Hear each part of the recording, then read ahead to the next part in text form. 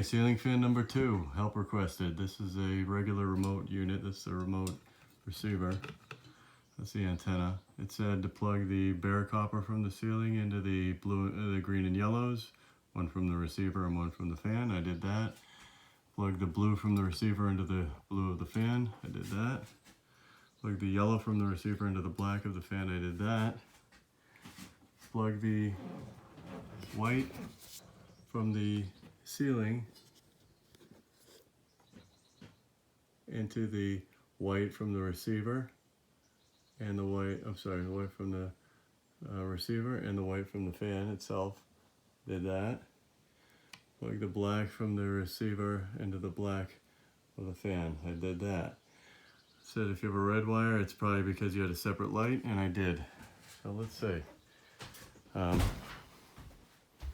The old switch had issues. So you can see in there, I have a white that's capped off, a ground that's capped off. The two blacks were on the right-hand bank of this double switch, and the red was on the top left. You can see how that screw is still set out. You can see how also the bottom left was burning out. That was the problem. This was the fan, and this was the light. So I took the blacks off this side. I'm sorry.